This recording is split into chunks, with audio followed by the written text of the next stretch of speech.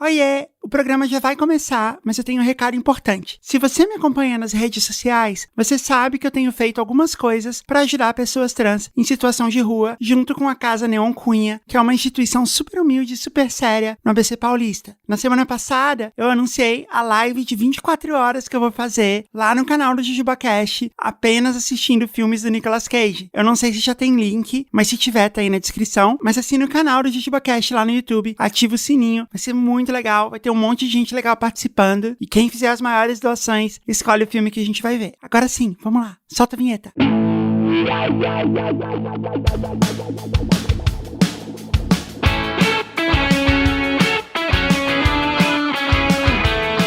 Oiê, eu sou a Jess e você tá ouvindo o JujubaCast, e o episódio de hoje é um dos mais esperados do ano, nosso episódio de História de Dentista. E como sempre, a gente traz a presença do nosso dentista oficial, Dr. Maurício Taborda, o Dr. Golden Teeth. Olá, pessoal, tudo bem? Faz tempo, saudade de todo mundo. Obrigado por ter chamado de novo. Você entra no consultório só na hora da coisa importante, assim, você tem vários auxiliares que cuidam de todas as outras coisas, e você chega só na hora de usar o motorzinho. Não, eu conheço gente que é assim, mas eu acho muito estrelismo isso. Eu não me sinto muito confortável com esse jeito. Acho muito frio. Eu sei que dentista nos Estados Unidos é muito assim, mas eu já fico no consultório o tempo inteiro. A assistente, no caso, chama o paciente na recepção, e daí eu já converso com o paciente ali na porta do consultório. Dependendo, a clínica que eu trabalho é uma clínica grande, mas a sala onde eu fico é muito próxima da recepção, então às vezes eu acompanho o paciente até a recepção. Enfim, não tento fazer muito estrelismo, não. Acho bem brega, na verdade. Entendi. Você é apesar do nome Dr. Golden Teeth, você é um doutor humilde, no fim das contas. Doutor humildão. Doutor humildão. Faz muito tempo que a gente não fala, né? Eu tenho que te atualizar de muitas coisas. Como estão as coisas em Dubai, depois da chuva que aconteceu aí? Pra gente marcar mais ou menos o período da gravação, teve um momento histórico em Dubai, que foi, até onde imagino marcado, foi a maior chuva de todos os tempos. Choveu no deserto, praticamente. Mas choveu muito acima do que deveria chover. Choveu de forma literalmente nunca antes vista. Parece que nos últimos... Eu não sei, aliás, isso é uma coisa muito interessante, né? Como é que o cara faz a medição disso? Eles falaram que foi a maior chuva dos últimos 75 anos. Tá, mas quem que tava medindo isso 75 anos atrás, sabe? Enfim. Não sei. Você confia que tinha alguém lá, 75 anos atrás, marcou, esse ano choveu tanto. Pois é. E aí você compara. Mas de fato... Mas baseando-se realmente do que eu vi, você fica assim, ok, faz sentido, porque dos últimos 13 eu posso garantir que foi a maior. Isso de fato foi. E aí passou indo muitos noticiários no mundo inteiro, o aeroporto alagado. E o que acontece? Apesar de Dubai ser uma cidade muito evoluída, ela não tem um sistema de esgoto eficiente, porque, vamos dizer assim, de boca de bueira pra dar vazão, porque não chove tanto. Nunca precisou. Não tem um sistema de drenagem em águas pluviais. Isso. Ele existe, só que ele não foi feito pra, sei lá como é que mede isso, milímetros de água. Ele foi feito pra qualquer coisinha. Pra um eventual, né? Se alguém derramar um refrigerante, né? Exatamente, exato. Entendi. Aí cai um dilúvio, literalmente passou... Porque, por exemplo, é muito raro chover o dia inteiro, o que é comum praticamente em qualquer outro lugar. Você tem o dia inteiro chovendo, você acorda de manhã, tá chovendo, vai chovendo à tarde, vai chovendo à noite. Isso é muito comum. Aqui, isso é extremamente raro. Então, assim, você pega choveu o dia inteiro, você fala, caramba, o que tá acontecendo? E aí, enfim. E aqui tem umas teorias, não é teoria, é fato, só que eu pessoalmente até hoje nunca entendi direito o que é esse procedimento que eles fazem. Já tentei ler, mas não saquei. Eles chamam de cloud seeding. Sim, que eles jogam sal na nuvem. É sal? Eu não sei o que eles fazem. Jogar sal na nuvem pra precipitar isso. Eles jogam uma espécie de sal na nuvem, pra precipitar, pra alterar a carga elétrica da nuvem e gerar uma precipitação. Resumindo, acho que alguém errou na mão desse troço aí. Sei. Pôs muito sal, né? A tampa do sal, alguém soltou a tampa do saleiro, sabe? De sacanagem. Então, sabe aquele saleiro que tem um saleirinho safado que você vai girando e um é furadinho e outro é um buraco gigante? Alguém errou. Exato. Alguém jogou botou no buraco gigante e falou, ih, irmão, acho que derramou demais, hein? E aí, putz, cara, eu tenho um amigo meu que, conheci muita gente. Eu acabei de ver ontem, foi hoje, aliás, que eu vi no aplicativo da polícia daqui, eles estão emitindo uma espécie de certificado que se você perder o carro na enchente, o governo vai cobrir junto com as seguradoras dos carros, não sei o que. Então, assim, isso é bacana. Afinal, né? O governo tomar alguma iniciativa. Ou a empresa de sal, a empresa que faz o saleiro, talvez, né? Tem que ser responsabilizada. Mas, assim, eu tava falando, eu vi as cenas, né? Principalmente a cena do aeroporto é muito chocante, porque tem água até a janelinha do avião. Avião grande, né? Avião, sei lá, 737. E ele tá muito com a água até o corpo do avião, né? Não é na roda. Eu ouvi dizer que teve muito voo que, assim, o aeroporto não fechou completamente. Obviamente que ficou bem complicado. Mas eu acho que ali era onde os aviões ficam parados. Na pista que decola, eu imagino que a pista ela deve ter não sei, uma inclinação, alguma coisa, exatamente para você escapar a água. Mas eu sei que os voos não foram completamente cancelados. Ou seja, alguém tava subindo, alguém tava descendo. Mas... enfim, mas realmente ali naquela parte onde fica o pátio, onde os aviões ficam parados, até ali tava... alguém olhou pra aquele folheto que tem no avião, assim, né, de que fazerem pouso na água e falou, putz, a gente vai finalmente usar isso aqui. Pois é. Agora, eu tava falando, quando eu tava vendo as notícias, eu tava falando, em São Paulo, se isso fosse em São Paulo, não ia parar a coleta de lixo. Ia ter, tipo, coleta de lixo, ia estar todo mundo indo pra trabalhar. No final do dia, mesmo com dilúvio, as pessoas iam pro bar, né? Porque, poxa, eu trabalhei o dia inteiro, eu vou pro bar, azar, no meio da chuva mesmo. Se no final do dia o metrô não estivesse andando, beleza, a gente vai pra casa andando pelo trilho do metrô. Porque é isso, em São Paulo acontece isso todo verão, enchente desse nível. Mas assim, eu nunca morei em São Paulo. A São Paulo inteira alaga, ou vamos dizer, dependendo, tem bairro que é um pouco mais baixo, que vamos dizer, faz tipo uma depressão, e ali deve ficar cheio d'água. Tem lugares que você fala, ó, aqui é ponto de alagamento, aqui quando choveu... São Paulo é muito grande, então às vezes não alaga tudo porque não choveu igual em todo lugar, mas tem assim, tem ruas que alagam porque o sistema pluvial dela é muito ruim. Cada caso é um caso, assim, depende, é caótico, é muito, muito caótico e sempre foi. Nossa, você já passou algum apuro em chuva em São Paulo? Olha, teve um colega de trabalho meu, eu tava falando com ele e ele tava no carro, ele tava tipo parado no carro, sabe, o carro estacionado, e ele tava falando comigo. E ele falou assim, tá caindo um dilúvio aqui.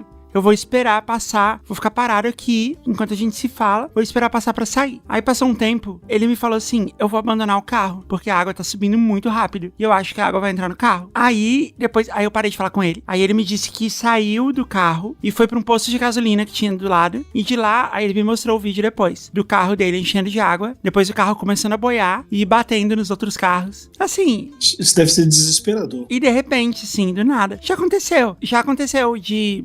assim, eu nunca passei nenhum grande aperto, assim, gravíssimo, felizmente. Mas já aconteceu de eu estar na cidade e a cidade amanhecer parada ou sem transporte público, coisa assim, por conta dessas coisas. Sim. Foi o que aconteceu aqui na quinta-feira. Basicamente, ligaram da clínica e falaram, ó, da clínica não, né? As pessoas se comunicando pelo WhatsApp falaram, ó, não tem a menor condição de abrir a clínica hoje. Nem vem.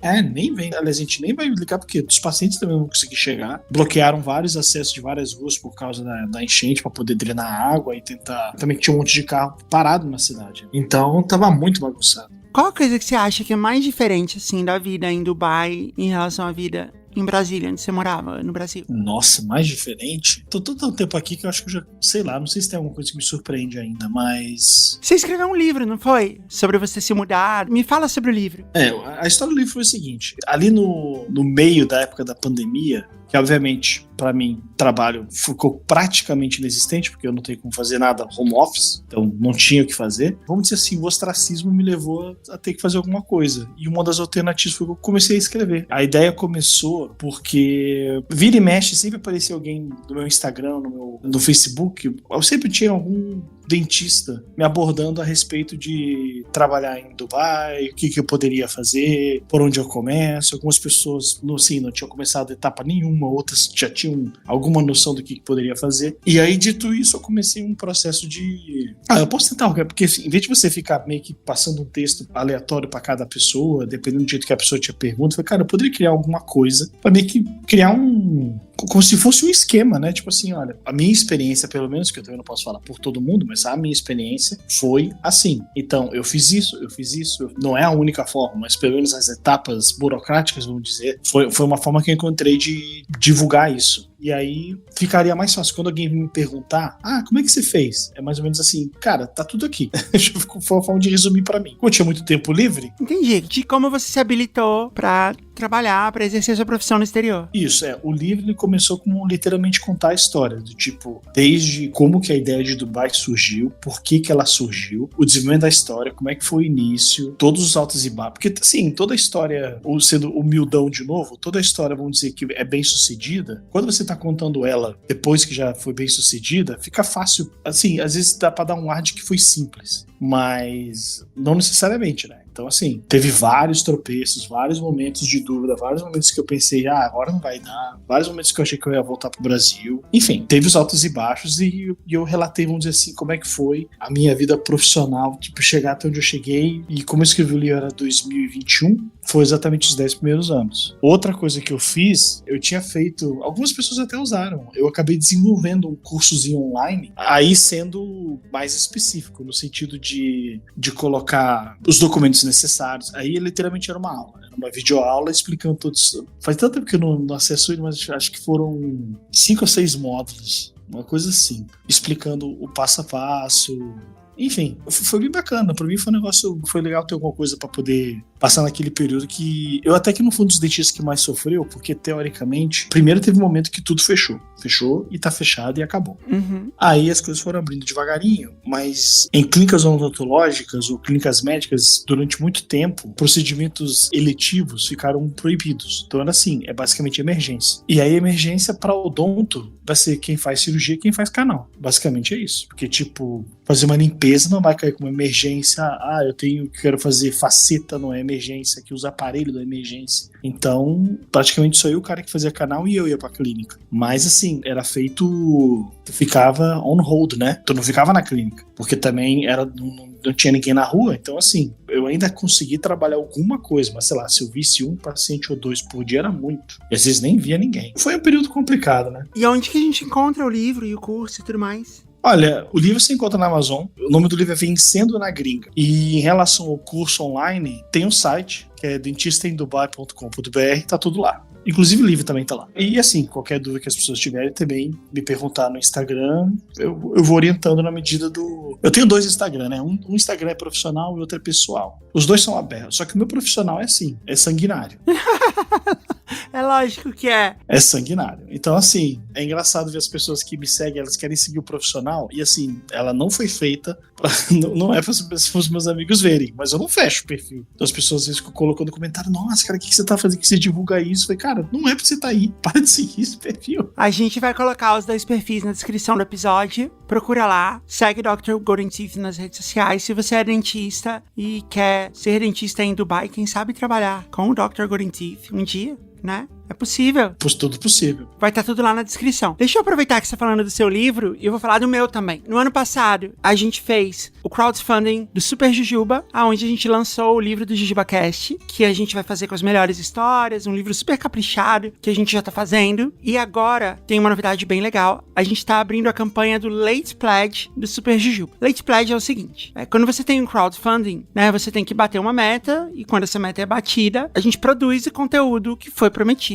No Late Pledge, agora que o conteúdo está sendo produzido, você também pode apoiar o projeto, receber uma das recompensas, e você vai pagar mais barato do que esses produtos vão custar quando eles chegarem às lojas, e você também vai receber logo depois os primeiros apoiadores. Então, a gente está abrindo o Late Pledge do Super Jujuba. Você vai poder escolher o livro do Super Jujuba, a capivarinha de pelúcia, as camisetas ou as canecas por um preço mais baixo. Aproveita agora. É garantido que vai ser produzido, não tem mais que esperar se meta vai ser batida ou não. É garantido, já está sendo produzido. Você vai receber logo depois os primeiros apoiadores. É só em jujubacast.com/superjujuba que tá tudo explicado lá. Então, se você perdeu, se você se arrependeu, ou se você estava com medo da gente não bater meta, a chance de você se redimir é agora. Tem uma coisa muito legal, que tem uma meta lá também, só que a meta é diferente. Não é uma meta muito distante, muito difícil de alcançar, e se a gente bater ela, a gente vai voltar com os episódios antigos aqui no feed do programa, como a gente tinha prometido. A gente tinha prometido isso no crowdfunding, a gente não alcançou a meta necessária pra isso, a gente tá dando uma nova chance e não tá difícil. Então, aproveita, vai lá, faz o seu Late Pledge que você ainda vai contribuir pra gente colocar os episódios antigos de volta no feed e também no grupo secreto. Vai voltar, inclusive, o episódio que eu gravei com o Dr. Golden Teeth, aonde eu contei toda a minha saga ortodôntica, você lembra? Verdade, lembro, com certeza. Que ano foi aquilo? 2021. Caraca, um tempo voa. Passa rápido, né? E eu não sei o quanto que você tá a par da evolução da coisa toda. Odontológica, você diz?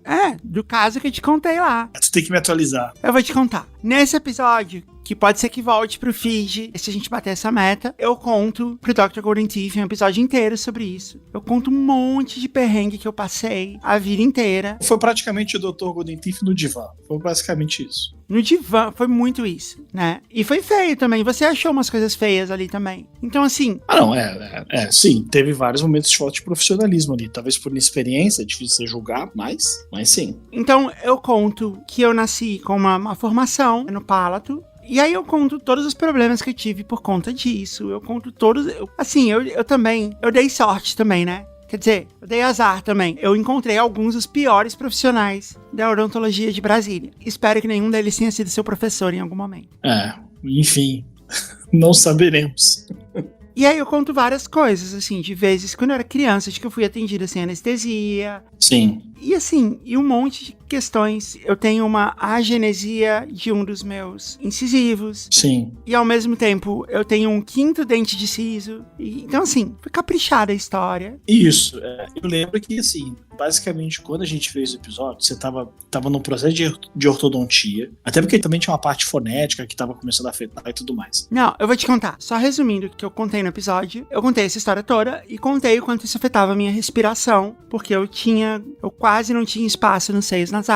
E isso atrapalhava muito a minha respiração, atrapalhava um monte de coisa. Eu tava contando que quando eu fui procurar um ortodontista, quando eu tinha 10, 11 anos de idade, e eu fui sozinha com a minha bicicleta, eu achei um anúncio, fui no dentista, voltei pra minha mãe e falei assim, mãe, deixa eu ir lá pôr o aparelho e tal. Muito tempo depois, a gente descobriu que a dentista não tava me tratando assim. Ela basicamente não olhava para o meu molde durante o meu tratamento. Ela tava me tratando errado. Então eu fiz 2 anos de tratamento que não deram em nada. E eu peguei raiva. Eu peguei raiva de toda a classe. E toda a ideia de que isso não funciona, isso ninguém nunca vai conseguir resolver. E eu resolvi viver a vida assim. Mas, em 2021, eu consultei. Eu tava fazendo um tratamento fonoaudiológico pra tentar melhorar um pouco a minha articulação, enfim, a minha fonação. Durante esse treinamento que eu faço até hoje, eu acabei vendo uma outra ortodontista que ela me mostrou todos os erros que aconteceram na história da minha vida. E ela falou assim, olha, você tinha que ter usado um aparelho quando você era criança, que é um separador, como chama, Dr. Golden Teeth? Acho que é um expansor, provavelmente. Era um expansor. Que você vai abrindo, assim, com um parafusinho, você vai fazendo o seu palato se abrir, né? E eu não usei. E ela falou, você tinha que ter usado isso, e por conta de você não ter usado isso, a única solução agora é você fazer uma cirurgia. Uma cirurgia onde o cirurgião vai entrar com serrote aí, porque dentista é tudo assim, né? O cara vai abrir na porrada, resumindo. Vai entrar com serrote aí, vai cortar o seu céu da boca no meio, você vai acordar, vai estar ele dividido na metade, vai ser ótimo. E eu saí de lá muito abalada com essa história. Mas depois de um tempo, eu decidi que eu ia fazer, né? E foi esse momento que a gente gravou. Sim. E aí, o que aconteceu? A primeira cirurgia que eu tinha que fazer, na verdade, era uma septoplastia. Ah, tá. Ok, então já é uma cirurgia de nariz, né? No caso. De nariz,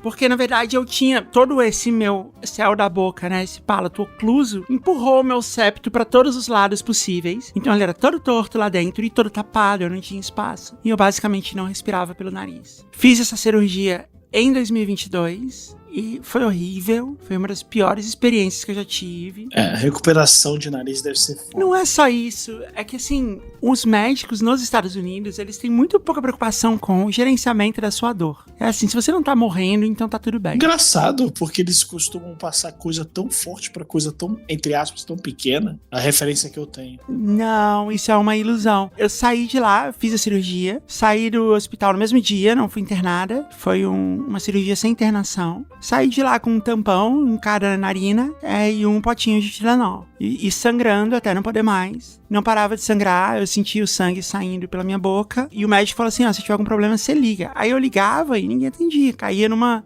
atendimento eletrônico. Foi horrível, assim. Eu fiquei desesperada nesse dia. Mas enfim, passou. Eu fiz essa cirurgia. Comecei o tratamento ortodôntico com o Invisalign. Fiz Invisalign por 1 ano e meio, até onde deu. Aí depois eu tô ainda usando o aparelho fixo. Ah, entendi. Tu começou com o Invisalign até onde dava pra se entender, tá. E tudo que a gente tá fazendo é tentar colocar as minhas arcadas no lugar, pra que na hora de fazer essa cirurgia... É só encaixar.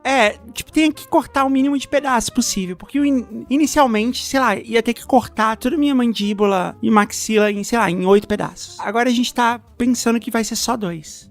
Ótimo. Então não é tão ruim. Esse é o ponto. É essa saga que a gente tá. Esse é o momento. E tá em qual momento da ortodontista disse que vai terminar quando? Tá quase no final. Eu arranquei os 5 sisos. Não sei se eu te contei isso. Tu não chegou a contar, mas eu acho que eu vi alguma postagem sobre isso. Eu arranquei os 5 sisos. Bem na época que eu fiz a septoplastia, eu arranquei os 5 sisos também. E foi muito legal, porque aqui nos Estados Unidos você toma anestesia. Então você dorme. Então eu não vi nada acontecendo. Eu apaguei. Quando eu acordei, tinha acontecido já. Como é que foi o pós-operatório? Foi bem tranquilo, foi super tranquilo. Eu não sei como é aí, mas aqui eles não dão ponto. Fica aberto, fica o buraco aberto. Depende do siso. Eu fiquei com eles, né? Eram 5, nenhum ponto. Ficou um buracão lá, levou um tempo até ele preencher de novo. Foi um pouco incômodo, mas não doía. Ou então o que ele pode fazer também, porque como você tá dormindo, talvez você não tenha percebido. Ou então às vezes ele dá ponto com fio absorvível. E aí você não tira ele. Não, ele não deu ponto. Ficou um buraco lá e eu voltei sangrando. Assim, uma coisa que o médico nos Estados Unidos não se importa é de você ir pra casa sangrando. Vai. É uma coisa da vida. Eu já tive paciente que chega pra mim e fala assim, doutor, tô sangrando. Aí beleza, o paciente quer no consultório. Você vai e o cara assim, tô falando da cirurgia feita no mesmo dia, né? Aí à tarde o cara fala, doutor, ainda tô sangrando. Aí você vai e vê que quando ele coloca uma gaze e morde, tá sangue ali. Eu falei, não, cara, assim, eu entendo, mas isso aí é normal. Sangrar no sentido de como se tivesse mesmo, tipo, no meio da cirurgia que tá sangrando e tá enchendo, que você... Uma hemorragia, basicamente. Aí é o problemático, mas assim, sangrar nas primeiras 24 horas depois de tirar siso é relativamente normal. E foi isso, foi ok. A do siso foi realmente ok. Foi legal que quando eu acordei da anestesia, eu tava muito louca, mas eu tive a presença de espírito de olhar pra Patrícia, né, que tava lá comigo, e perguntar pra ela, is this real life?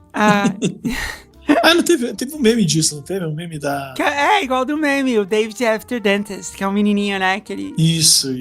Que ele tá muito louco de anestesia. Eu ainda tive a presença de espírito de fazer essa piada. Mas foi ok, os 5 sisos foram ok, abriu bastante espaço, tá bem alinhado, eu tinha mordida cruzada, não tenho mais. Abriu o espaço pro incisivo que vai ter que ser implantado, tá todo aberto já. Tá bastante alinhado, assim, mas eu não consegui fechar a mordida. Isso vai ser só com a cirurgia mesmo. Mas a gente tá quase lá. E a respiração também já tá mais no lugar certo. A respiração... Não, e é engraçado que minha voz mudou imediatamente, assim, depois da cirurgia, assim. Ela mudou bastante, porque eu não tinha nenhum espaço, né, acima da laringe. E aí eu passei a ter bastante. Melhorou muito. Então foi isso. A cirurgia tá chegando, vai ser esse ano, provavelmente. E aí eu te conto mais detalhes. Bacana. Vamos pro jogo? Vambora. O que você prefere?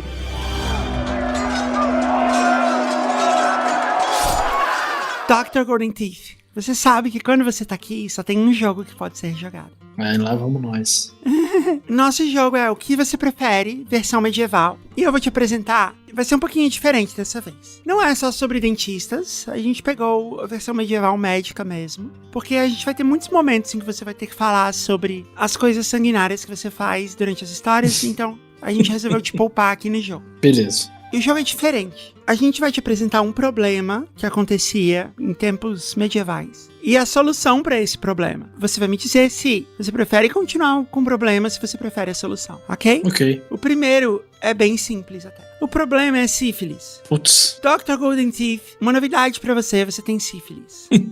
Sífilis, né? Eu te dar a informação completa, né? Já que eu tô te dando aqui o diagnóstico. É uma doença sexualmente transmissível, causa feridas nos órgãos genitais, mancha vermelha no corpo, dor de cabeça, febre, e se chegar no cérebro pode matar você, ok? Tá. Mas, não se desespera. A gente tem uma solução. A solução é malária. Porra. Se você pegar malária... Você vai ter febres tão altas que é possível que isso mate a bactéria que causa sífilis que tá dentro de você. Qual você prefere? Mas por acaso a bactéria mata porque eu morro junto ou... Às vezes, não dá pra garantir, você sabe. É um procedimento novo que a gente tá tentando aqui, né, na Idade Média. Como é que pega malária? Eu acho que malária é com mosquito, né? Porra, eu acho que eu encararia a malária, viu? Acho que... Pra quem já tá na merda, né? Pegar mais uma. Acho que tem uma validez aí. A malária vem com um mosquito. A gente vai trazer o mosquito, deixar o mosquito picar você. Você vai ter muita febre até não poder mais. Você não vai conseguir manter nada no estômago, você vai vomitar. E outra, também você vai desidratar pelos dois lados, né? Ave. É tipo um vulcão para os dois lados. Por conta disso, né? Por conta da desidratação, você vai ter problema de irrigação dos órgãos vitais, né? E é isso. Mas pode ser que cure a sífilis. Cara, eu acho que eu ainda, pô, sífilis deve ser um negócio desgraçado de viver com isso. Eu acho que encararia a malária. Ok, beleza. Sabe quantos pontos você ganhou? Não tem nem ideia. Nenhum, né? Porque ninguém ganha nada aí. Nenhum, não tem pontos, não tem. Você ganhou malária, é isso. Você tá com malária agora, tá? Exato. Você tá com malária e sífilis, porque a malária só começa a trazer sintomas 15 dias depois. Então, primeiro, você tem que, não morrer de sífilis em 15 dias, tá? Pra malária começar a fazer efeito. E depois você tem que não morrer de malária, tá bom? Beleza. Então, agora que você tá com as duas doenças, você tem mais uma coisa.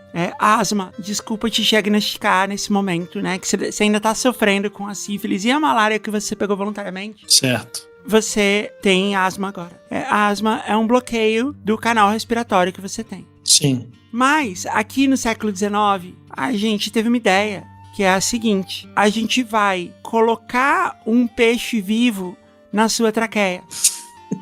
Entendeu? Tá, ok. E aí, a ideia é que esse peixe, ele desobstrua, né, os seus alvéolos pulmonares e você volte a respirar. O que você acha? Você prefere só ficar com asma? Você pode escolher. Esse peixe fica permanentemente lá? Ou tipo um... Assim, a gente não estudou ainda exatamente o que acontece depois. Eu sei que o peixe vai morrer porque o peixe não vive fora d'água, né? A não ser que você pegue uma pneumonia e enche o pulmão de água e talvez o peixe sobreviva, mas aí é outro problema. Sim. Mas provavelmente esse peixe vai morrer, vai ficar lá e, sei lá, talvez ele vai ser absorvido pelo seu corpo. A gente não entendeu ainda exatamente o que acontece. É um negócio novo que surgiu aqui. Mas você quiser tentar? Mas na atual condição eu acho que eu permaneceria asmático, eu acho. Foi uma boa decisão. Aonde eu moro? Aonde que você mora nessa vida? Essa ideia, esse tratamento para asma foi desenvolvido na Índia, no século XIX.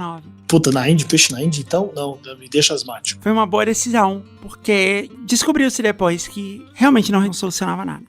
Imagino.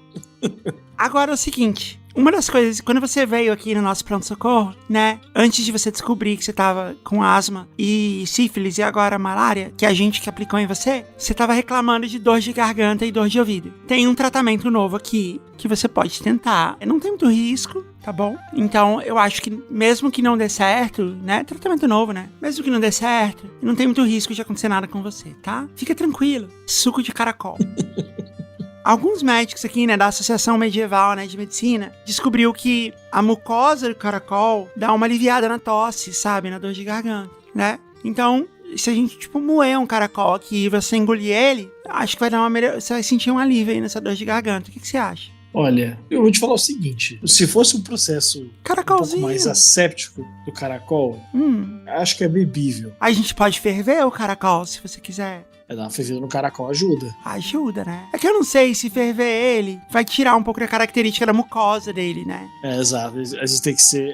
A gente recomenda caracol sushi style, sabe? Caracol cru mesmo, né? Tá. Inclusive vivo, ele vai descendo pela sua garganta. Eu não posso mastigar, engolir direto. Você pode, não, a gente pode mastigar. Todas as coisas são permitidas. É um procedimento muito novo, sabe? Então... Mas isso resolve a dor da garganta e a orelha. Vai resolver a dor da garganta. Agora, uma coisa que a gente percebeu é que triturar o caracol inteirinho, né? Com casca, com tudo, e jogar na orelha cura a dor de ouvido também. E aí é dose. Não que a gente tenha feito um estudo, assim, né? Com vários voluntários, com grupo de controle. Na verdade, assim, a mãe de um dos médicos aqui da Associação Medieval disse que fez e deu certo. Tá, eu não vou ter um estudo longitudinal medieval pra isso, pra poder ver acompanhamentos de médio prazo. Não dá, sabe? Dá muito trabalho também, porque muita gente morre de peste negra no meio. Então a gente já desistiu, sabe? A gente só, tenta, a gente sai tentando. Esse é o jeito medieval. A Associação Medieval de Médicos faz assim. Inclusive, ela ainda é muito popular no século XXI, não sei se você sabe. Nos Estados Unidos, várias das coisas, das leis, assim, das normas, estão sendo baseadas agora na Associação Medieval. Mudou bastante agora. Que idade que eu tenho? Você é um senhor já, né? Você deve ter o quê? Uns 18 anos? É isso que eu ia perguntar. Eu já tô entrando na terceira idade. Sim, aham. Bom, enfim, né? Que não se molha, né? Tá na chuva. Acho que é válido. Então tá, suco de caracol. Tem mais uma coisa pra dor de garganta que a gente pode fazer. Assim, tem esse médico super respeitado aqui na associação. Ele descobriu o seguinte, assim, que cocô de cachorro seco na garganta dá uma aliviada também. Volta pro caracol. O caracol tá top.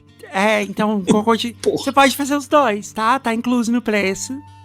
Tá. No seu plano de saúde aqui, na MedMed, que é a medieval medicina, é o seu plano de saúde.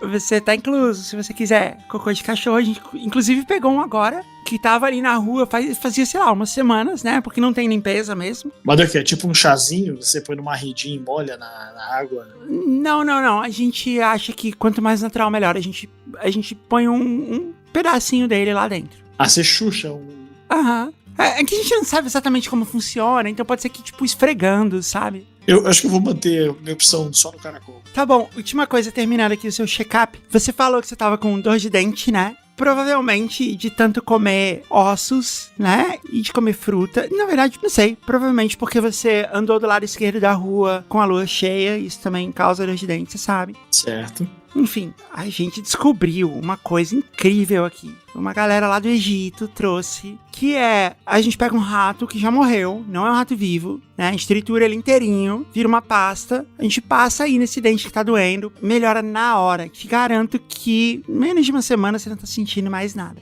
Pô, dor de dente. Né? Cara, não dá pra tentar tirar não, doutor? Tu já tem alicate, não venha de sacanagem comigo. Alicate você já tem. A gente pode ter... É que assim, nosso dentista, né, ele morreu de peste negra semana passada. Mas a gente tem aqui o ferreiro que faz... Qual que é o nome do ferreiro? Deixa eu pensar o nome medieval, assim. Pô, Rocher. Só eu pensei em Rocher, o nome do ferreiro. Ferreiro Rocher, o senhor Rocher, o nosso ferreiro. Doutor Rocher. É que eu tava pensando que a gente tava em Roma, né? Mas a gente tá na França, então, ok. O ferreiro Rocher, ele não tem o alicate, porque o alicate era do dentista e a gente queimou a casa dele inteira. Nossa, assim, claro. Mas, por precaução, né? Peste negra. Mas é o seguinte, ele é muito bom de mira. Então, o que ele pode fazer? Ele pode colocar um prego de ferradura de cavalo no seu dente e mirar direitinho com a marreta e arrancar. Você quer tentar? Ou tem a patê de rato morto. É legal também. Você pode tentar os dois também. Tá me lembrando o Tom Hanks tirando o dente no Náufrago. Ele fez assim, né? Deu certo. Você vê. Aquela história daquela cena é meio caótica. Não tem como ter dado certo aquilo, mas... Ele quebrou um dente. O fato é esse. Isso, ele quebrou. É porque na filmagem, quando mostra a cena ele batendo, sai o dente com raiz. É impossível aquilo tenha acontecido. É verdade. Mas se ele quebra o dente, o problema é resolvido. Ele cria outro problema, mas... Se bem que o personagem, ele era muito cuidadoso, muito metódico. E talvez ele tenha... a tecnologia não chegou tão longe assim ainda. O que a gente tem aqui é o Ferreiro Rocher, ou patê de rato morto. Putz. Cara, eu acho que eu ia no Ferreiro Rocher, tipo, enchia o cu de cana. Fica até quase entrar num coma alcoólico. Uhum. E o Ferreiro Rocher assume. E é bom que, tipo, quando você tomar, né, essa bebida alcoólica com graduação, sei lá, 90%, ou você vai morrer, né, de envenenamento imediatamente ali, ou você vai ter, tipo, pelo menos feito uma asepsia aí da região, né? Exato. Só que assim, então você vai lá e conversa com ele, que isso não tá coberto aqui pela MedMed, mas você pode ir lá falar com ele depois. Ele tá terminando um cavalo ali agora, então, tipo, já aproveita. É o jeito. Não tem outra solução. Ok, vamos pras histórias?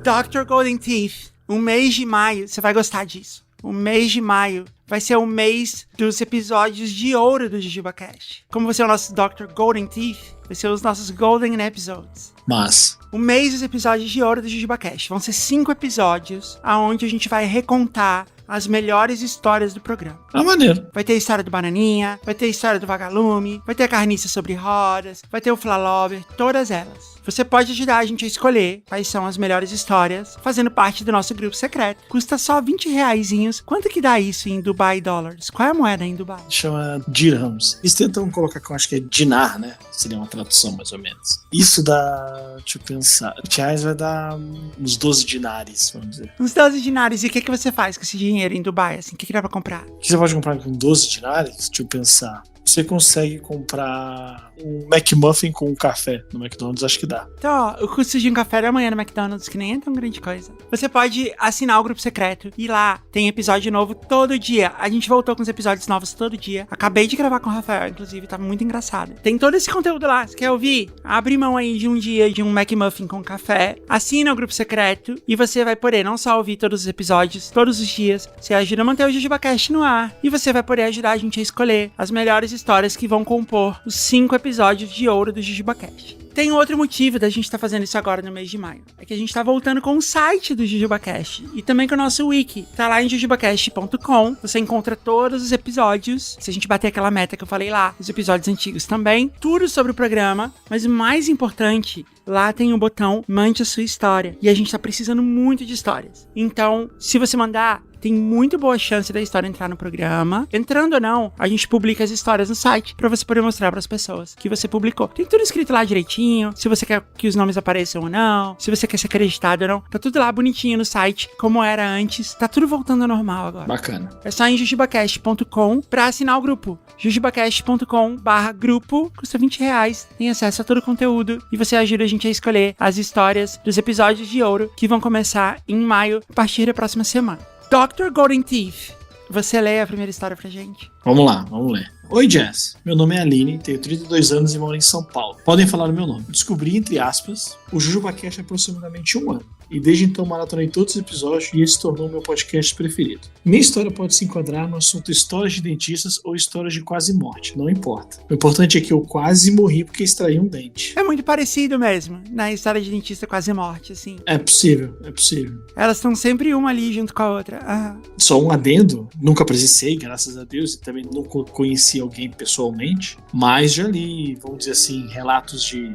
que até passa no jornal, tipo, fulano morreu depois de tirar um dente. Mas enfim, vamos ver, né, o que ela vai contar. Até os meus 26 anos eu nunca tinha tido problemas dentários. Nunca usei aparelho, sem restaurações, pontes, gengivas retraídas e tudo mais que escutamos nos JujubaCast especiais de dentistas. Mas aos 27 anos, quando fui fazer uma consulta de rotina, o dentista pediu para verificar os sisos e disse que eu precisava tirar os 4, que não havia espaço para eles e etc.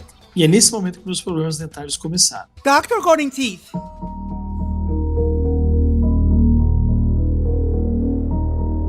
Por que você tem que tirar os sisos? Quais são os motivos que obrigam uma pessoa a tirar o siso? Acho que o principal motivo de tirar siso é literalmente a falta de espaço, realmente. Mas o que significa não ter espaço para os seus sisos? É quando os sisos eles não saem da tua boca. O teu siso não está na boca. Ele vai estar ou para dentro, vai estar, vamos dizer, ainda abaixo do nível da gengiva, ou ele vai estar semi-erupcionado, ele está só uma partezinha dele para fora. Peraí, como se fala isso de novo? Semi-erupcionado, enfim. Semi-erupcionado. Ok, esse é o nome do capeta. Ok.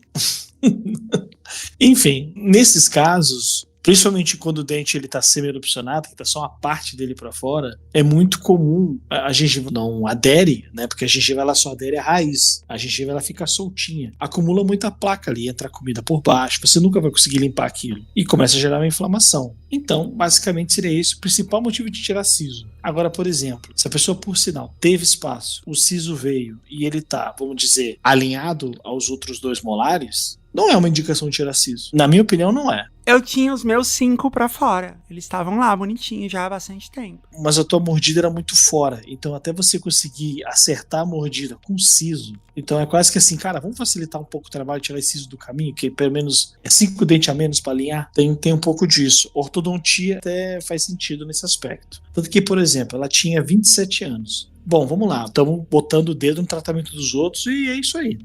É pra isso que você tá aqui. É pra isso que eu tô aqui. Ela tem 27 anos, ela foi fazer uma consulta de rotina, portanto, ela não tinha uma reclamação de siso, certo? Ela em si não tinha. Isso eu acho que já é o primeiro sinal de que, assim, se ela não tem um problema sério de siso. Porque eu posso te dizer com toda certeza que se o siso tem problema, você vai saber. Siso dói. Siso quando resolve doer, dói. Então, o mais comum, e assim, eu trabalho basicamente com cirurgia, né? A minha realidade odontológica é cirurgia. Eu não faço restauração, eu não faço canal, eu trabalho só com cirurgia. A maioria dos pacientes que vêm tirar siso é porque já tá doendo. Ou tem um histórico de doer. Tipo, eu tenho esse siso aqui e a cada 3, 4 meses começa a doer. Agora dessa vez infeccionou. Aí eu tomei antibiótico. Agora passou mais 4 meses, infeccionou de novo. Então já é um problema recorrente. Quando você tá nisso, tira. Tu vai ficar nessa de tomar antibiótico a cada 4 meses o resto da tua vida, que obviamente não faz sentido. E a cirurgia que você faz, ela é igual no Brasil, assim, você faz acordado, você tá lá, mete a injeção de ferro e fica lá fazendo com a pessoa acordada, é assim também? Depende da cirurgia. Não necessariamente. Dá pra fazer em hospital igual faz nos Estados Unidos, ou com anestesia geral. Nem todo mundo é preciso fazer isso.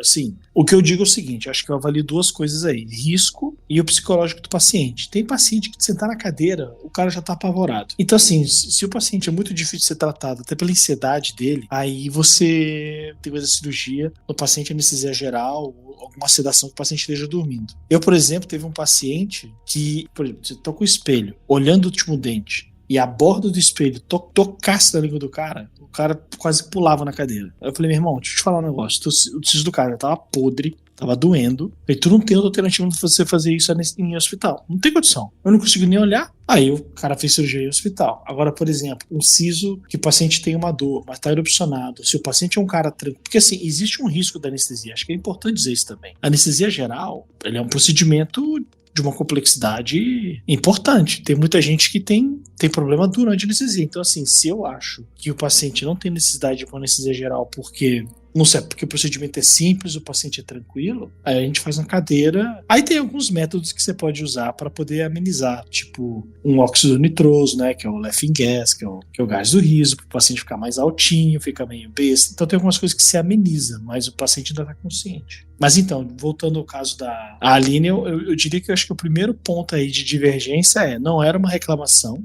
e acho que o primeiro ponto que pelo menos eu, como dentista, faço, a não ser que ela tenha um problema eminente, que se ela tem uma infecção e ela ainda não percebeu, porque ainda não doeu, às vezes eu colocar como se fosse um alerta, ó, teu siso tá assim, tá assado, fica de olho, porque uma hora isso pode encher teu saco. Até porque ela com 27, ela tá quase saindo da zona de perigo, vamos dizer assim. O siso normalmente incomoda muito mais novo, e com 27 ainda é possível incomodar, mas quanto mais velho você fica, menos chance de dar problema. Mas vamos lá.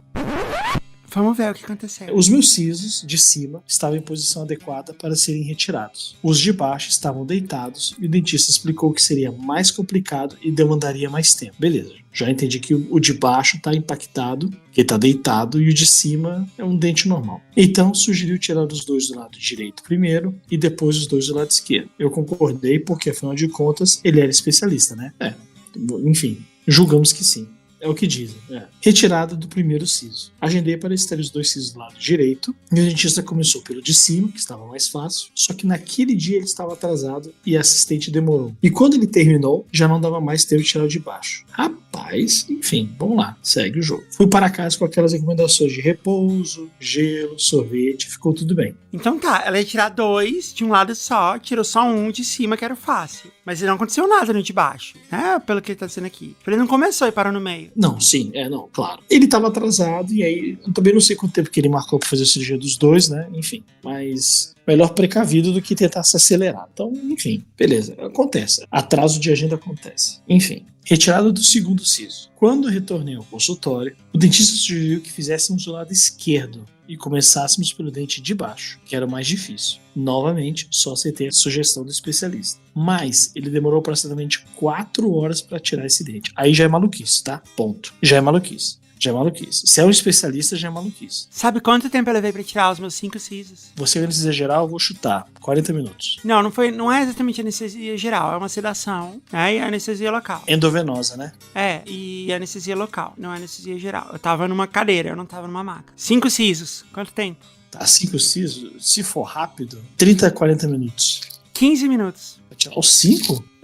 Quer dizer, foi o que eu ouvi dizer, né? Eu não tava lá. É que às vezes assim, porque às vezes ela pode considerar como tirada de... Porque assim, por exemplo, quando você começa a cirurgia, porque se você tá sedado, você não tá anestesiado, diferente. Então, a primeira pessoa tem que te anestesiar. Aí ela faz anestesia pra pegar demora aí uns 4 minutos, por aí você comenta. Então assim, talvez ela tenha contado como 15 minutos o procedimento em si. Tipo assim, tá anestesiado, valendo, pum. Não, foi isso, o procedimento em si. Do momento que o cirurgião entra na sala. Mas mesmo assim é bem rápido. Foi muito rápido, 3 minutos cada dente, né? Foi muito rápido. O alicate dele era bom. Mas quando você diz pra mim que não deu ponto, é porque, por exemplo, pega o siso dela de baixo. Ela tá colocando aqui, o siso dela de baixo tá pra dentro do osso, tá deitado. Então ele tá totalmente deitado. Dito isso, só tem um jeito de fazer, que é cortando. E se você corta, tu tem que dar ponto. Mas se o siso tá pra fora, você pega, puxa e deu, resolvido. Não, o meu tava pra fora. Foi só questão dele fazer a força pra tirar. Como eu não tava acordado, ele provavelmente pôs o pé, né? E arrancou e puxou. É literalmente um puxão. Não concordo com essas coisas. Eu falar que ele pôs o pé. Você tá aqui pra dizer que não. O pé no peito. Não, mas a gente põe o pé no peito. Quem disse que não? Eu preciso me apoiar em algum lugar. Tem que pôr, né? Tem que fazer a alavanca. Exato. Não vou arriscar de machucar o meu ombro. Eu tenho que usar algum outro lugar. Isso é pra machucar o ombro de alguém que seja o seu, né? Não o meu. Lógico. Você vai ficar de repouso de qualquer jeito, então. Ele demorou aproximadamente 4 horas para tirar esse dente. Precisou cortar a gengiva, ok. Triturar o dente, não é bem isso, mas enfim. E tirar pedacinho em pedacinho. Ok, até aí, beleza. Eu senti muita dor. Também é questão de saber o que o cara fazia. Ele tava fazendo uma machetaria na gengiva dela, né? A impressão que dá. Não, a impressão sim. Mas até aí, baseado que era um siso deitado, até aí, beleza. Teoricamente é isso. O que não deveria ser era a dor que ela tá sentindo. Mas precisava triturar o dente. Precisava quebrar ele em vários pedaços. Não é triturar, é porque é o seguinte, não vai ser um pedaço só. Se ele tá deitado, você tem que cortar em alguns pedaços para ele poder sair. Se o cara for muito preciso, o cara vai separar esse dente em no mínimo 2 a 3 pedaços. Ele separando a coroa e as 2 raízes. Ok, eu preciso perguntar. Dr. Golden Teeth.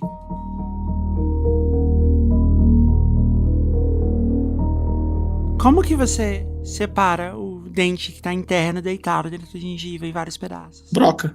Você pega a broca e corta ele. Delícia. E nisso ela tá acordada, né? Ok. Ela tá acordada. Mas assim, teoricamente, se tá tudo bem anestesiado, é só aquele barulhinho e água. E a manipulação, né? O gosto de sangue. Assim, considerando que ela não sentia nada, teoricamente, porque ela não chegou a reclamar de dor previamente, eu não imagino que tenha alguma infecção ali ou uma inflamação de tecido. Provavelmente seria, sei lá, até o sangramento poderia ser teoricamente algo mais simples assim. Provavelmente quando tá tecido inflamado que sangra mais. Uma outra coisa incômoda que pode estar acontecendo aí é o dentista fazendo perguntas pra ela. Que acontece, é muito comum, né? Eu não sei se você faz isso, espero que não. Mas que é muito comum. E não perguntas assim de sim ou não. E muitas vezes não perguntas sobre o que está acontecendo. Assim, tipo... Sim. Mas você já foi pro Japão? O que você achou? Aí você fica tipo, O que eu acho que ela deve ter passado é que pra tirar siso dá muita pressão. É que no teu caso você tava sedada, então você não vai. Então você não tem noção dessa parte, mas tem uma pressãozinha considerável ali. Dá uma pressãozinha quando você puxa. Vamos lá. Sim, eu senti muita dor. Ele aplicava mais anestesia e mesmo assim eu sentia dor. Ele precisava parar de tempos em tempos para eu chorar, porque com a boca aberta eu engasgava com as lágrimas. Nossa, que horrível isso. Foi horrível. A recuperação foi horrível. Tomei medicamento controlado para a dor. Ok, enfim. A minha boca foi rasgada de tanto que a abertura foi forçada. Fiquei com parestesia por aproximadamente 6 meses, o que acontece. Dr. Golden Teeth. O que é parestesia? Parestesia é uma dormência que dá, caso o doutor tenha chegado muito próximo do nervo. Ou se o dente é muito próximo do nervo. É um nome mais chique para você dar uma dormência, né? Mas é prolongado. 6 meses e até hoje, após 5 anos, sinto que é como se fosse uma câimbra bem fraquinha no nervo quando está muito frio. Bom, diante desse desastre, o dentista acabou não retirando o dente fácil e ficou pendente a retirada do siso inferior do lado direito e superior do lado esquerdo. Nossa, que carnaval esse cara fez. Meu Deus, que cagada. Sendo que o superior do lado esquerdo fácil e o inferior do lado direito uma sessão de tortura regulamentada pelo Conselho Federal de Odontologia e paga pelo meu plano de saúde. Enfim, até aqui é só uma história de dor. Agora vamos à parte de quase morte. E caralho, enfim, agora eu fiquei chocado. Sou mineira, contadora e trabalho em uma empresa italiana de tecnologia. Essa empresa tinha matriz em BH até que decidiu, em 2018, transferir a matriz e a área administrativa para São Paulo. Aceitei a proposta de transferência e, junto com ela, aceitei também uma overdose de ansiedade. Por quê?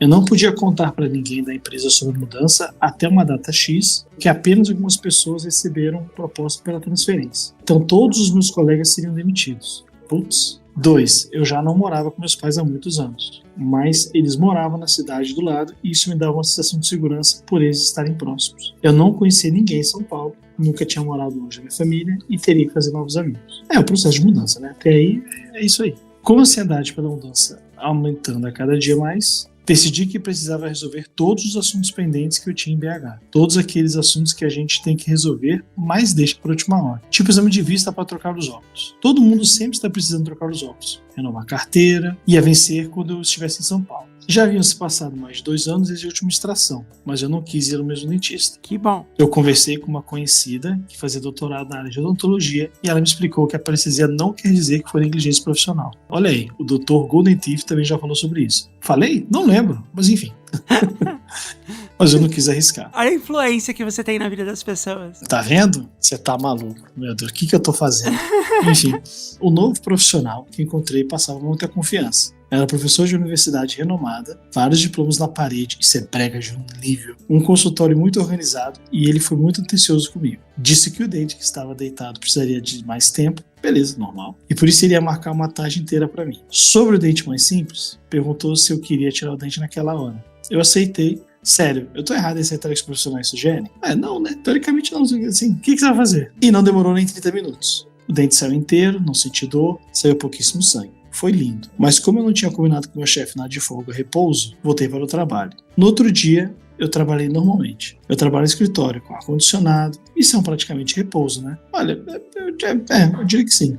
Mas comecei a sentir uma dorzinha, um pequeno incômodo. Liguei para o meu chefe no final do dia, falei do siso e disse que iria embora um pouco mais cedo. Cheguei em casa e pus gelo. Era um final de semana e a dor só piorou. A minha bochecha inchou. Caraca, hein? Liguei para o dentista e ele me escreveu um anti-inflamatório e medicamento para dor. Não melhorou. Segunda-feira, fui até o consultório para ele analisar. Ele disse que não havia nenhuma bolha de sangue. Ah, tá, ok. Prescreveu um antibiótico e um medicamento controlado para a dor. Isso é... Tá vendo? Tô ficando babaca de novo. Esse é o Veolite. Não resolveu e durante a madrugada fui para emergência, porque estava com muita dor. Isso aí repetiu algumas vezes durante a semana. Uma das vezes que eu fui para emergência foi o próprio dentista que me levou. O cara não percebeu que era Veolite, mas enfim. O medicamento que era para eu tomar, 6 horas, eu estava tomando de meia hora. Isso não resolve. Porque eu não suportava a dor, não conseguia me alimentar. Meu Deus! Na emergência só tratavam da dor em si. Eu dormia na cadeira e isso me confortava. Eu queria só ver se alguém vai dizer em algum momento que é o Veolite isso. Da última vez, eu não sei se meu estado estava pior ou se eu tive sorte de ser atendido por um médico mais sensível.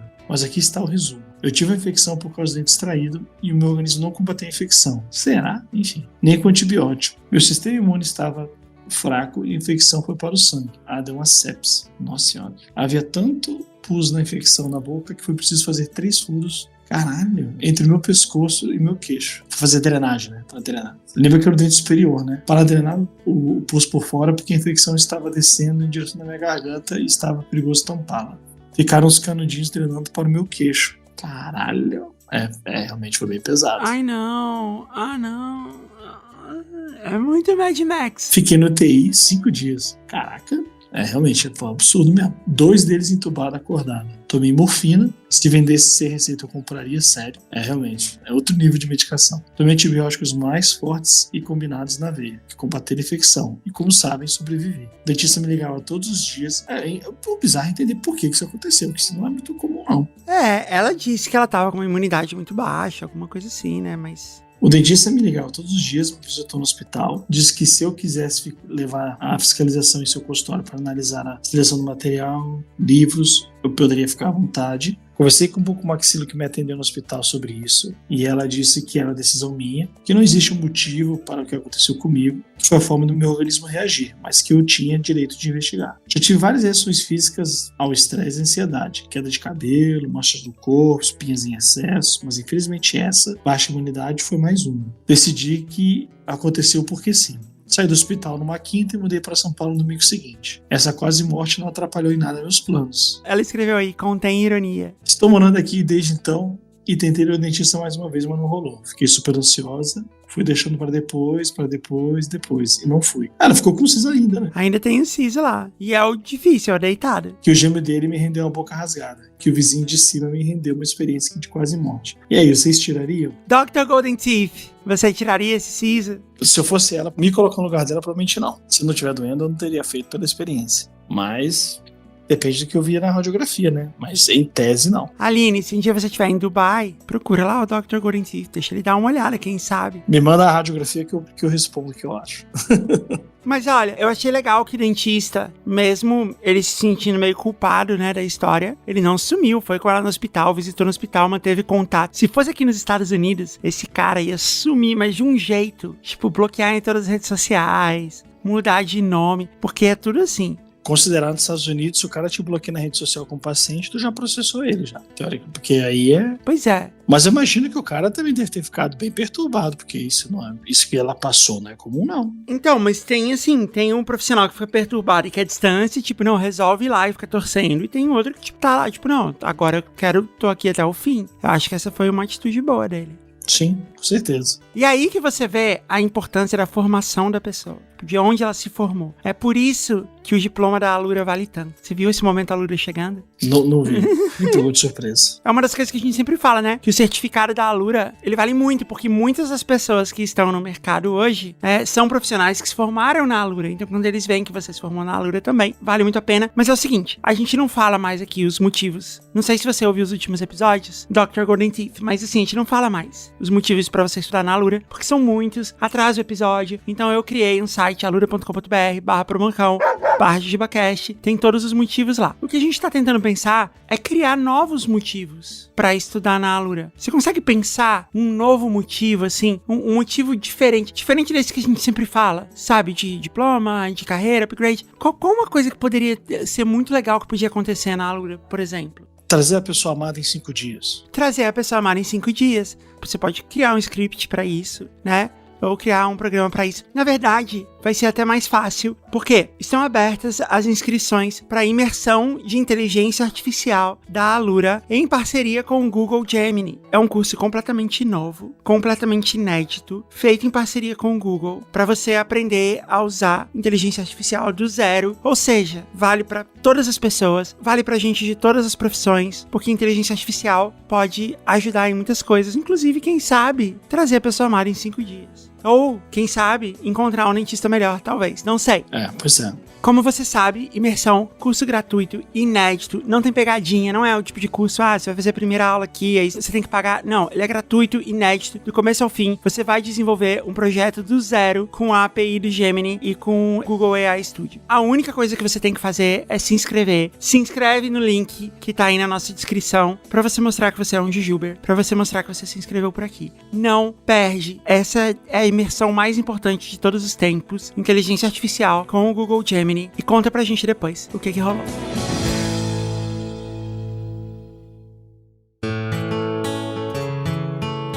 Posso ler a próxima história? Por favor. Olá, Jazzy, possível convidada. Meu nome é Caroline, pode falar meu nome, e sou de Hortolândia, no interior de São Paulo. Hoje vou contar a história da minha cirurgia ortognática e todos os traumas do pós-operatório. Que delícia! Olha aí, isso vai caber pra você, hein? Vai caber pra você. Vai cair, porque eu vou fazer a minha também. Daqui a pouco, a gente tá junta nessa, Carol. Coloquei aparelho ortodôntico aos 13 anos. Tinha os dentes extremamente tortos, problemas na ATM, a articulação temporomandibular, é a articulação que liga a mandíbula e que faz a gente abrir e fechar a boca, e mordida cruzada. Tamo junto. O meu caso é o que se chama de classe 2, ou seja, mandíbula mais curta que o maxilar. Por conta disso, só conseguia morder com os dentes de trás, meu queixo era muito curto, o que me causava problemas de autoestima, e vivia com a ATM travando e sentia muita dor. Aos 15 anos, me foi indicada a cirurgia ortognática, que basicamente consiste em cortar o osso, parafusá-lo com placas e parafusos de titânio, colocando-o no lugar correto. Fiquei 5 anos me preparando para essa cirurgia, tanto na parte ortodôntica quanto na financeira, já que é um investimento caro e teria que pagar o médico pelo particular, pois o plano de saúde só cobria as despesas hospitalares, como internação, anestesia, etc. Eu não sei há quanto tempo faz isso, mas se você quiser, fala com a minha advogada que ela resolve isso aí. Então, o que eu ia mencionar é isso, porque teoricamente ela colocou o aparelho aos 13 e aos 15 foi indicado com ortognática. Sendo que aos 13, claro que, assim, de novo, né, eu não sou ortodontista, não trabalho com aparelho, mas literalmente hoje em dia eu não sei exatamente como é que funciona. E quando você tem que, no caso dela, que a mandíbula é menor, pra você tratar isso, tem que jogar a mandíbula pra frente, e jogar as coisas pra frente é mais difícil. Você lembra quando a gente era mais novo, a gente tinha aqueles aparelhos extraorais que a gente chamava de freio de burro, você lembra? Que era uma coisinha que Eu lembro. vinha no pescoço. Era horrível. Hoje em dia é muito raro você ver isso, faz muito tempo que eu não vejo. Mas, teoricamente, como ela ainda estava em fase de crescimento, algumas coisas, talvez o dela fosse tão absurdo, fosse tão atrésico a mandíbula, que às vezes, mesmo com ela com 15 anos, O cara já falou, olha, o teu caso não tem jeito, vai cair na ortognática. Não dá pra resolver tudo, mesmo fazendo preventivo, tu vai ter que fazer a ortognática pra resolver. Pode ser que seja isso, né? Que é o que aconteceu comigo, que eu contei no começo do programa. Não, mas no teu caso foi um pouco diferente, porque no teu caso a gente não sabe se tu... Porque se tu tivesse feito o teu tratamento correto desde quando você era pequena... Não, mas quando eu era criança, né? O afastador tem que ser criança. Sim, é isso que eu tô falando. Então, mas ela tem 13. Ah, daria. O ideal é fazer quando tá com os dentes todos permanentes, é nessa idade aí. Porque quando você é muito pequenininho, quando a pessoa tem 9, 10 anos, ainda tá ali, tem dente de permanente, dente de leite. Você pode até começar nessa idade, mas com 13 ainda é tranquilo, tranquilíssimo. 12, 13, 14, enfim. 5 de setembro de 2017, aos 20 anos, chegou o esperado dia. Apesar de todo o nervosismo, eu estava mais do que cansada de esperar por isso. Então enfrentei com muita coragem e estava preparada para todo o horrível pós-operatório. Tamo juntas mais uma vez. Eu cheguei no hospital cedinho, coloquei toda aquela roupa engraçada que fica com a bunda de fora e toucas de cabelo na cabeça e nos pés que serviam de sapato. Nunca entendi muito bem a utilidade daquilo, já que não parece proteger de muita coisa, mas ok, é uma questão de asepsia. Exato. Fui para o centro cirúrgico às 7 da manhã e fiquei deitada na maca por uns 40 minutos, olhando para todas aquelas luzes enquanto esperava o meu cirurgião, que havia se atrasado. Na sala, deveriam ter umas 5 pessoas, entre enfermeiras, assistente e anestesista. Esse que começou a me sedar e de repente apaguei. Acordei em uma sala com outras pessoas sentindo muito frio, o que é um dos efeitos da anestesia geral. Estava completamente chapada e comecei a tentar chamar a atenção das pessoas ao meu redor, quando um idoso na maca ao lado começou a rir de mim. Não conseguia falar e, para minha surpresa, enxergar direito. Uma enfermeira veio até mim e eu comecei a balbuciar algumas palavras, dizendo que estava com frio. Ela não entendeu e me entregou um papel e caneta para que eu pudesse escrever. Escrevi com muita dificuldade que estava com frio, queria minha mãe e queria ir pro quarto. Então eles me cobriram e creio que depois de uns 40 minutos me liberaram para ir ao quarto. Tudo normal, né? Ao me colocarem na cama, percebi algo que também não era esperado.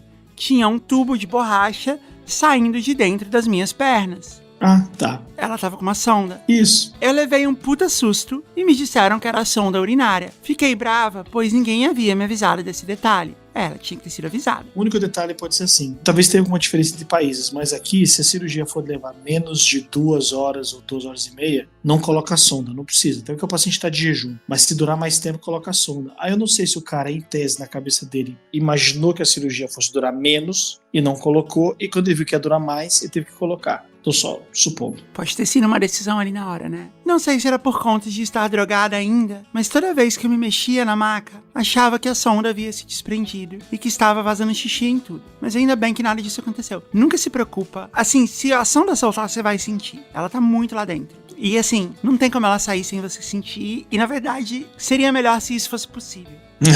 Não, até porque o efeito da anestesia não sai tão rápido, né? Ainda deve estar sentindo nada direito ali. Enfim, voltando ao ponto de não conseguir enxergar direito, em todo o processo preparatório, eu sabia que no pós-cirúrgico eu estaria com o rosto muito inchado. Parestesia, que a gente já sabe, perda de sensibilidade em algumas regiões da boca e da face, por conta do rompimento dos nervos durante a cirurgia, e a boca toda travada, me impossibilitando de falar ou comer normalmente por algum tempo. De novo, ninguém havia me falado nada sobre não enxergar, ou pior, sentir uma dor absurda no olho direito, como se tivessem mini agulhas dentro da pálpebra. Ai, tadinha. Isso aí acho que não faz parte não, isso deve ter sido, enfim, vamos ver. Escrevi em um papel com dificuldade, muita dor, olho. Minha mãe constatou que meus olhos estavam muito vermelhos, principalmente o direito, e chamou as enfermeiras para darem uma olhada. Elas disseram que por conta do meu médico não ser daquele hospital e já ter ido embora, nem elas ou outros médicos poderiam me assistir. Putz, aí é que começa, né? Ficamos furiosas, como assim? Ninguém ia me ajudar naquela condição? Eu estava com muita dor, que piorava com a luz, então precisava ficar no escuro o tempo todo. Nessa hora, eu tô chamando a polícia pra ir na casa do médico, ele tem que vir, não tem isso, não existe isso. Ele tem que estar lá. Ou ele tá, disponível numa ligação pra resolver e pra orientar alguém, ou ele tem que estar lá. Isso. Eu estava com muita dor, que piorava com a luz. Então precisava ficar no escuro o tempo todo. Minha mãe então ligou pro meu cirurgião, que disse que provavelmente na hora de fazer a asepsia durante a cirurgia, poderia ter caído algum produto no meu olho, causando irritação nos olhos, e que eu só precisava tomar um banho e lavar bastante o rosto. Não é assim, né, doutor cirurgião? Provavelmente vai lá olhar, caramba, pra ver se foi isso mesmo. Não faz o menor sentido isso. Não, e outro, normalmente quando, talvez seja procedimento aqui, normalmente depois que o anestesista termina a anestesia dele, que começa com o cara, né? Normalmente eles colocam uma fita e fecha o olho do paciente com uma fitinha. Não, e tem mais. Se for isso, vai lá olhar. Se for isso, pode ser tudo sim. bem. Vamos supor que ele tá certo. Vai lá olhar pra ver se é isso mesmo. Não fala assim, quando você tomar banho, passa, né? Ou então já pede no hospital pra vir alguém especializado em oftalmologia fazer uma lavagem no olho dela, né? Sim. Pra pelo menos tirar a possibilidade dessa hipótese. Como estava sem forças por não ter comido nada, precisei comer um pouco de gelatina de hospital pra não correr o risco de desmaiar no banho. Ela levantou pra tomar banho! Até que levantar consegue, mas enfim. Mas tudo bem, ela era no primeiro dia. Não precisava dela ir tomar banho pra fazer uma lavagem no olho dela.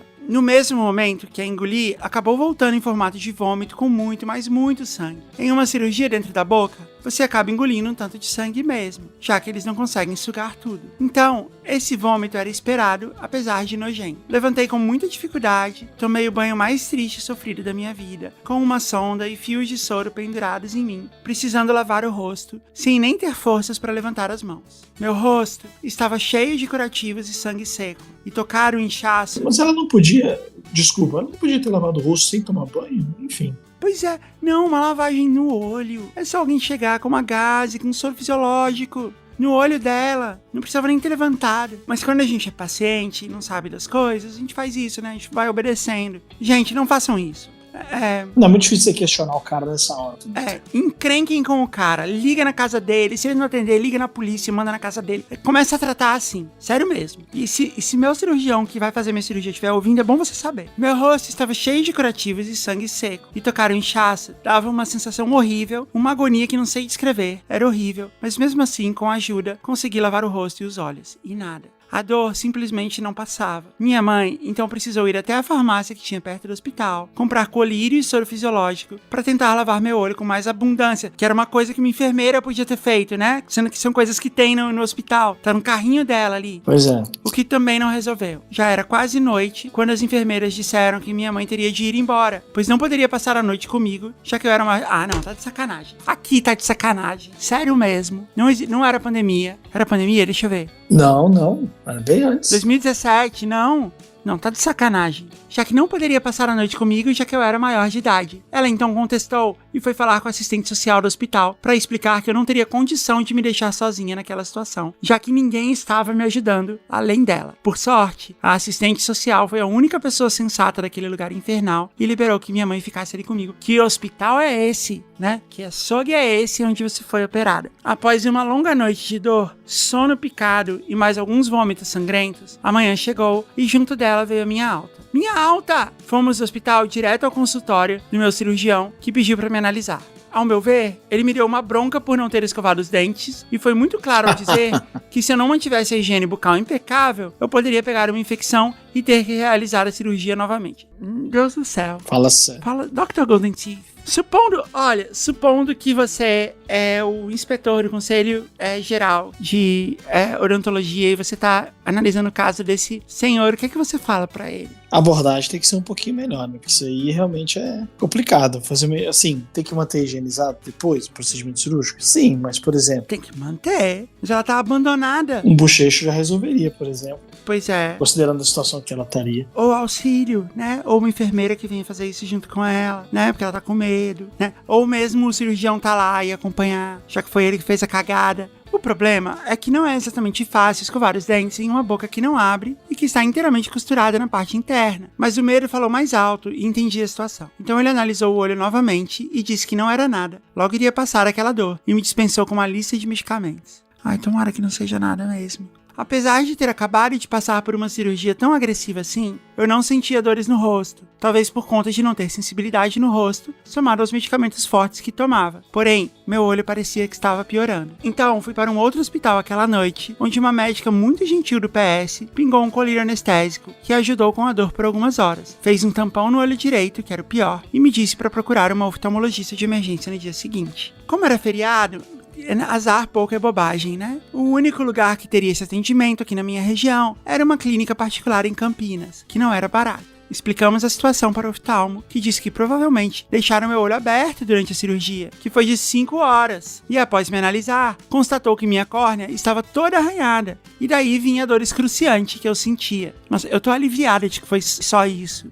Mais ou menos, né? Vamos ver que tratamento tem que fazer. Não, assim, grave, mas pelo menos não vai ter sequela, né? Aparentemente. Ele então explicou que quando somos sedados, os olhos podem não fechar completamente e que era comum cirurgiões e anestesistas deixar isso passar, ao invés de colocar algum esparadrapo para manter os olhos fechados, como você mencionou. Agora imagina, ficar 5 horas com os olhos abertos sem piscar, meu olho estava mais ressecado que o deserto do Saara. O oftalmo então colocou uma lente de contato terapêutica que serve como um curativo, pois evita o atrito entre a pálpebra e a córnea, e me receitou mais um tanto de colírios e pomadas para passar nos olhos. Mais dinheiro foi embora nessa palhaçada toda, mas pelo menos agora o pior havia passado. No mesmo dia, a dor parou completamente e felizmente não tive nenhuma sequela. Mas é possível ter, viu? Eu sei que foi 2017, mas eu vou perguntar pra minha advogada se ainda dá pra processar esse médico e esse anestesista. E se puder, eu vou responder, eu vou escrever aqui pra nossa ouvinte. Os dias foram passando, o rosto foi desinchando, já estava saindo da dieta líquida, conseguindo comer coisas como purê de batata, carne moída, etc. Inventei uma técnica nova de escovar os dentes, que consistia em colocar água em uma seringa e ir esguichando na boca, já que meu rosto estava todo paralisado, então eu não conseguia fazer o movimento de sugar a água e ir escovando, tentando não arrancar nenhum ponto. Eu fazia isso também no meu siso, eu tinha uma seringuinha que tinha uma pontinha torta pra jogar água lá dentro. Fiquei mestra nessa arte e depois de algumas vezes, escovar os dentes já não era tão horrível assim. Comecei a fazer acompanhamento com uma fonoaudióloga para fazer exercícios para voltar a abrir a boca,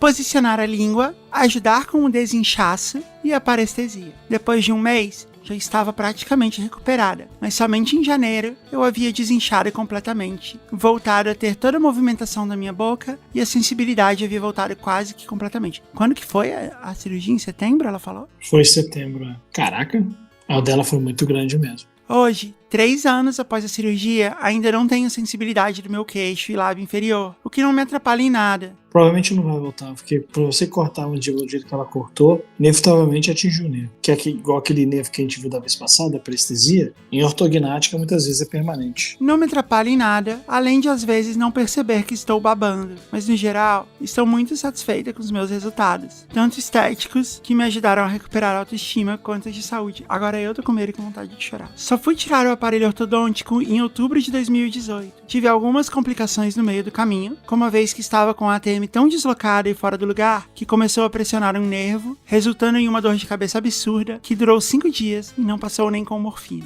Mas hoje em dia consigo morder normalmente, tocar todos os dentes juntos e respirar melhor. Enfim, fica aqui a dica pra vocês. Se forem passar por alguma cirurgia que precise tomar anestesia geral, peça para os médicos fecharem seus olhos, já que é bem comum eles esquecerem. Não é comum. Não é comum, é isso que eu ia falar. Aconteceu a mesma coisa com o pai de uma amiga que foi operar o braço e acordou com o olho doente. Não, tanto que eu, por exemplo, eu já fiz cirurgia no hospital, não é com muita frequência, mas, por exemplo, o cara que faz ortognática, a realidade dele é hospitalar. Praticamente tudo que ele faz é cirurgia hospitalar. E pra mim isso já é meio que óbvio, que ele coloca e não sou nem eu que faço, é o anestesista que já faz. Então, enfim.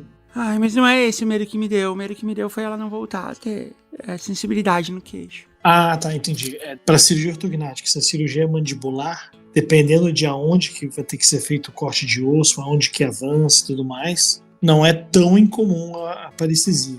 O teu caso não é maxilar? Acho que o teu caso é mais maxilar do que mandibular. Maxilar não tem problema disso. São as duas coisas. Aí tem que ver. O meu cirurgião, ele é um cirurgião plástico, ele é dentista, ele é um cirurgião ortomaxilar e ele é um cirurgião plástico. É as 3 coisas.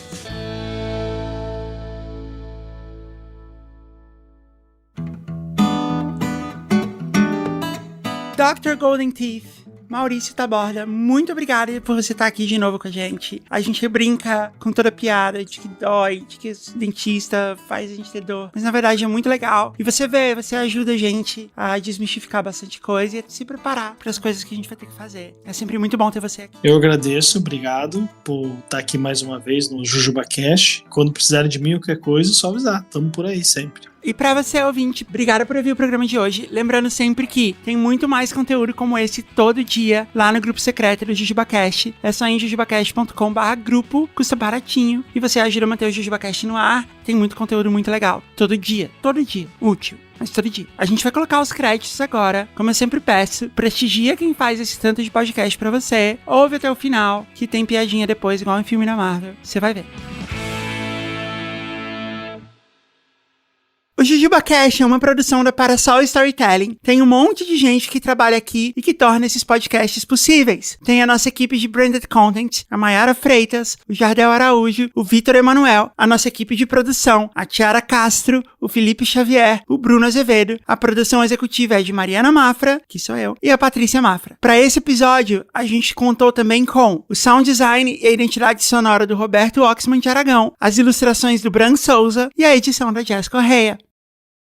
Ferreiro Rocher, ele dá uma martelada, pega o prego de ferradura de cavalo que ele acabou de tirar do cavalo, dá uma martelada com o prego no seu dente, arranca o seu dente dessa maneira e depois passa a pasta de rato morto. O que você acha? Então, acho que uma parte boa que ia ser também é que, já que já tem um cavalo perto, poderia acertar um coice em mim. Isso já seria um método anestésico. Também é um método anestésico. Outra, pode ser que ponha a sua mandíbula no lugar, né? Pode até evitar que você tenha que quebrar o dente, porque coisa acertar certinho ali na mandíbula onde tá doendo, pode ser que resolva isso também. Ou arranca minha mandíbula fora e eu já não tenho mais dente pra doer. Não, e aí é legal que você vai ser um personagem da cidade, né? De não ter essa mandíbula e tal. Nessa cidade francesa medieval que a gente tá fazendo. E outra, ao arrancar a mandíbula fora, tirou pra fora também a pasta de rato morto que tava ali. Então a chance de você ter uma infecção por causa disso já diminuiu bastante. Uma outra coisa muito boa, né, durante esse período que a gente tá vivendo aqui na França, é fazer sangria, né? Sangria é bom, dá uma rejuvenescida, né? E esse coice já vai criar uma sangria automática ali, né? Porque vai sair todo o sangue pela sua boca.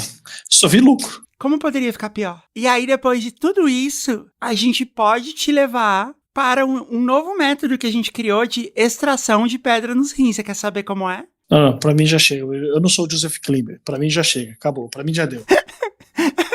Parasol.